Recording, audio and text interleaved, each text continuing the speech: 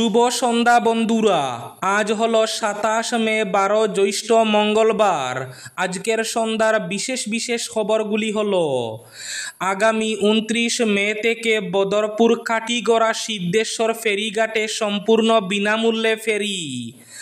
আগামী 29 মে থেকে যাত্রীদের ফেরি মাসুল বাবদ কোনো টাকা দিতে হবে না, আজ ঘোষণা মন্ত্রী কৌশিক রায়ের।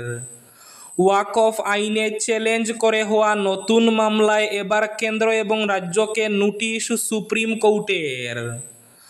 অসহনীয় গরমে আজ বরাকের 3 জেলায় হাঁসফাঁস করছেন মানুষ। আগামী কয়েকদিন এরকম গরম অব্যাহত থাকার পূর্বাভাস। এবার অরুণোদয় প্রকল্পে বেসামাল দুর্নীতি কালাইনে, প্রকৃত হিতাধিকারী পাচ্ছেন না অরুণোদয় প্রকল্প। অরুণোদয় বিতরণে ব্যাপক দুর্নীতি ও স্বজন প্রাধান্যের অভিযোগ রয়েছে কাছাড়ের রংগড়েও। প্রকৃত হিতাধিকারীদের নাম অরুণোদয় তালিকা থেকে কর্তন করে বিত্তবানদের নাম তালিকায় অন্তর্ভুক্ত করা হয়েছে। এক মর্মান্তিক ঘটনা, নিয়ন্ত্রণ হারিয়ে গভীর খাদে গাড়ি, মৃত্যু বাবা ছেলের, আহত মা। কাছাড়ের ছোটমামদা হাসপাতালে সফল সিজারিয়ান অপারেশন।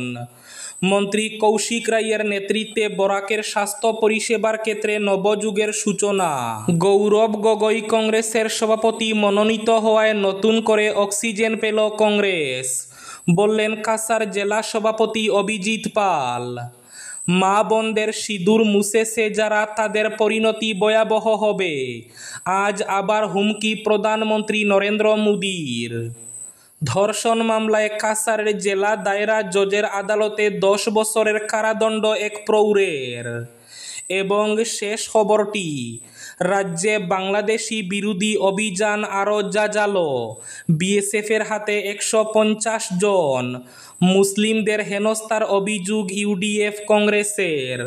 তাহলে বিস্তারিত খবরে যাওয়ার আগে অবশ্যই ভিডিওটিতে একটি লাইক করে চ্যানেলটি সাবস্ক্রাইব করে পাশের বেল আইকনটি বাজিয়ে রাখবেন এবং ফেসবুক পেজটি ফলো করে ভিডিওটি অবশ্যই শেয়ার করবেন যাতে সঠিক তথ্যগুলো সবার কাছে পৌঁছাতে পারে। এবার শুনুন আজকের খবরগুলির বিস্তারিত।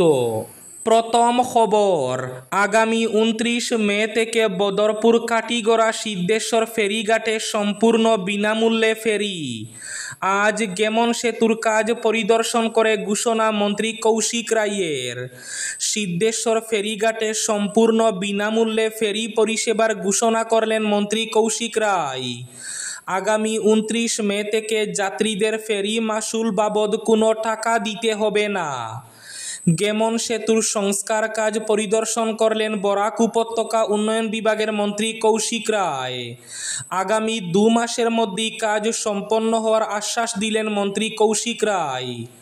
তিনি বলেন, ইতিমধ্যে প্রশাসনের তরফ থেকে পড়ুয়াদের বিনামূল্যে ফেরি পরিষেবা দেওয়া হচ্ছে। এ নিয়ে ইতিমধ্যে ঘোষণা করা হয়েছে প্রশাসনের তরফে।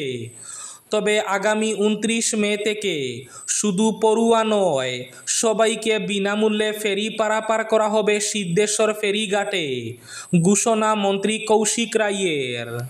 এবার ওয়াকফ আইন চ্যালেঞ্জ করে হওয়া নতুন মামলায় কেন্দ্র এবং রাজ্যকে সুপ্রিম কোর্টের নোটিশ। 1995 সালের ওয়াকফ আইন চ্যালেঞ্জ করে হওয়া নতুন মামলায় কেন্দ্রীয় সরকার ও রাজ্যগুলিকে সুপ্রিম নোটিশ। 2025 সালের ওয়াকফ আইন চ্যালেঞ্জ করে হওয়া মামলার শুনানি শেষ হলেও রায়দান মুলতবি রয়েছে। এই অবস্থায় 1995 সালের ওয়াকফ আইন চ্যালেঞ্জ করে হওয়া অন্য একটি মামলার সঙ্গে মঙ্গলবারের মামলাটি যুক্ত করে নোটিশ জারি প্রধান বিচারপতি বি.আর. গাভাই ও বিচারপতি অগাস্টিন জর্জ মাসির। 1995 সালের আইন কেন এতদিন পরে চ্যালেঞ্জ করা হচ্ছে বলে মামলাকারীর আইনজীবী অশ্বিনী উপাধ্যায়কে প্রশ্ন প্রধান বিচারপতির। কেন এই দেরির কারণে মামলা খারিজ করা হবে না বলেও তার প্রশ্ন। 2013 সালের সংশোধনী ওয়াকফ আইনও চ্যালেঞ্জ করা হয়েছে বলে ওই আইনজীবী জানান। তাহলেও 12 বছর দেরিতে কেন এই আবেদন? প্রশ্ন প্রধান বিচারপতির। 1991 সালের প্লেসেস অফ ওয়ারশিপ আইন 2020-21 সালে চ্যালেঞ্জ করা হয়েছে এবং 1992 সালের ন্যাশনাল মাইনরিটি কমিশন আইনও বহু দেরিতে চ্যালেঞ্জ করা হলেও সুপ্রিম কোর্ট তা শুনেছে। জবাব ওই আইনজীবীর। অরুণোদয় প্রকল্পে বেসামাল দুর্নীতি কালাইন ডিগাবরে। গ্রামের জনসাধারণকে বঞ্চিত রেখে স্বজন পোষণের অভিযোগ। প্রকৃত হিতাধিকারীরা পাচ্ছে না অরুণোদয় প্রকল্পের টাকা। প্রকৃত হিতাধিকারীদের নাম কর্তন করে যারা বিত্তবান বিত্তশালী তাদের নাম অরুণোদয় তালিকায় অন্তর্ভুক্ত করা হয়েছে। এদিকে অরুণোদয় বিতরণে ব্যাপক দুর্নীতি ও স্বজন প্রাধান্যের অভিযোগ রয়েছে কাছাড়ের রংগড়েও। অরুণোদয় সুবিধা বিতরণ নিয়ে স্বচ্ছতা নিয়ে প্রশ্ন।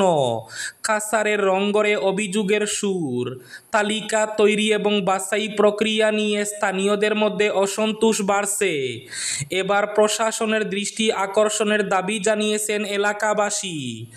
জানা গেছে সরকারি প্রকল্প বঞ্চিত গ্রামের অসহায় দরিদ্ররা, অথচ সুবিধা পাচ্ছেন স্বাবলম্বীরা। বিত্তশালীরা অরুণোদয় প্রকল্পের সুবিধা পাচ্ছেন। অসহায় দরিদ্র মানুষকে অন্ধকারে রেখে গোপন বৈঠকে অরুণোদয় পাচ্ছেন স্বাবলম্বীরা। এ নিয়ে গর্জে উঠেছেন অসহায় মানুষ। তাদের অবিলম্বে অরুণোদয় প্রকল্পে অন্তর্ভুক্ত করতেই হবে। নিয়ন্ত্রণ হারিয়ে একটি গভীর খাদে পড়ে বাবা এবং ছেলের মৃত্যু ঘটল। আজ মঙ্গলবার মিজোরামের আইজল জেলায় ভোর 3টা নাগাদ ঘটে এই মর্মান্তিক দুর্ঘটনাটি। গাড়িটি সাকাওয়ারদাই এবং জহমুন গ্রামে যাওয়ার পথে দুর্ঘটনাটি সংঘটিত হয়। স্থানীয় সংবাদ মাধ্যমের রিপোর্ট অনুযায়ী 3 জন যাত্রী থাকা গাড়ি নিয়ন্ত্রণ হারিয়ে গভীর খাদে পড়ে যায়। 2 যাত্রী ঘটনাস্থলেই মারা যান। অপর একজনকে সাকাওয়ারদাইয়ে চিকিৎসার জন্য নিয়ে যাওয়া হয়। গাড়িতে স্বামী স্ত্রী ও তাদের সন্তান ছিল। মৃতরা হলেন সুয়ান জাবিয়াক এবং তার 7 বছরের পুত্র হিসাবে চিহ্নিত করা হয়েছে। উভয়ই মণিপুরের লামকা এলাকার মাতার বাসিন্দা বলে জানা গেছে। কাছাড়ের সুটোমামদা হাসপাতালে সফল সিজারিয়ান অপারেশন। মন্ত্রী কৌশিক রায়ের নেতৃত্বে বরাকের স্বাস্থ্য পরিষেবার ক্ষেত্রে নবযুগের সূচনা। বরাক উপত্যকার স্বাস্থ্য পরিকাঠামোয় যুক্ত হল এক নতুন মাইল ফলক।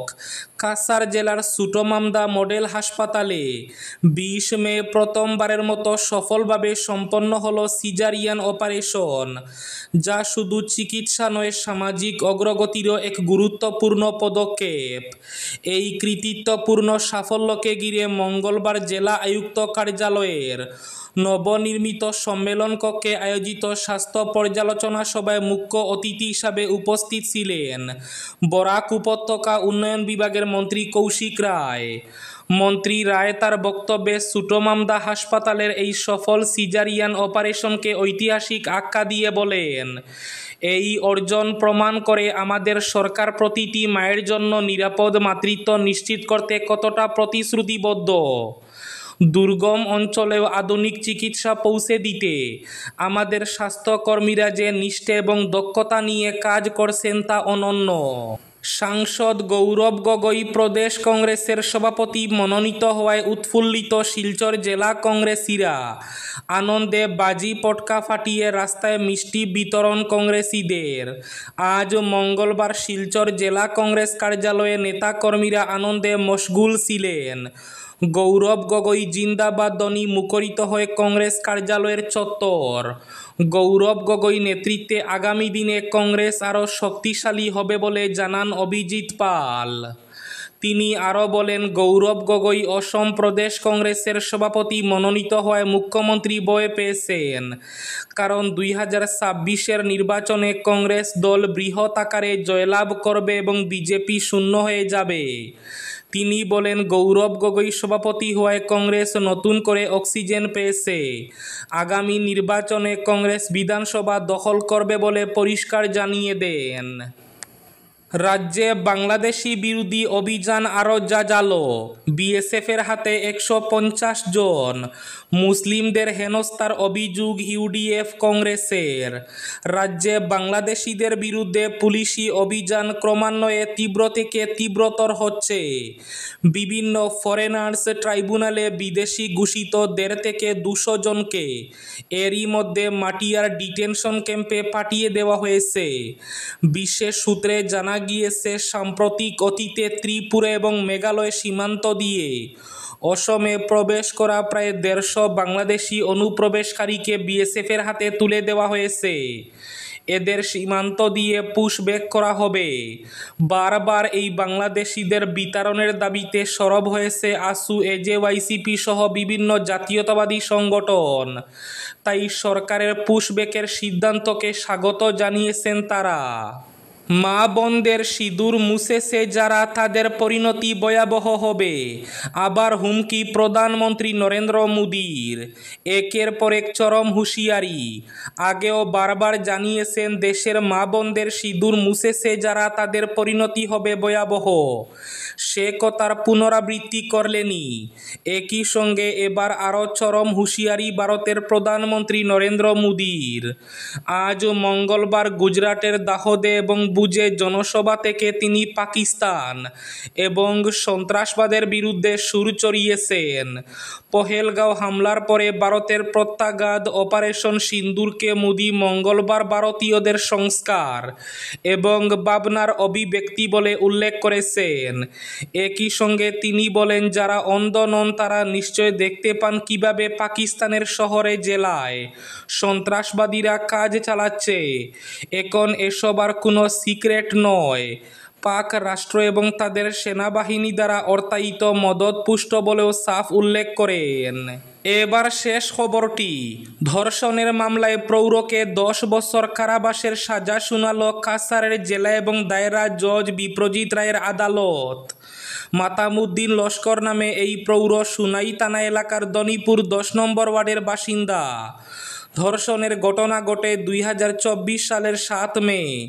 নির্যাতিতা মহিলা দনেহরি এলাকারই বাসিন্দা। ঘটনার দিন রাত 7টা নাগাদ ওই মহিলা বাড়ির কাছে একটি দোকান থেকে কিছু সামগ্রী ক্রয় করতে যান। তিনি দোকান থেকে ফেরার পথে মাতাব তার পিছনে পথে একটি কবরস্থানের পাশে নির্জন স্থানে সুযোগ বুঝে তার মুখে চাপা দিয়ে ধরে। এরপর কবরস্থানে টেনে নিয়ে গিয়ে বলপূর্বক চরিতার্থ করে পাশবিক বাসনা। এই ছিল আজকের সন্ধ্যার বিশেষ খবরগুলি। ভিডিওটি অবশ্যই লাইক করে শেয়ার করে দেবেন।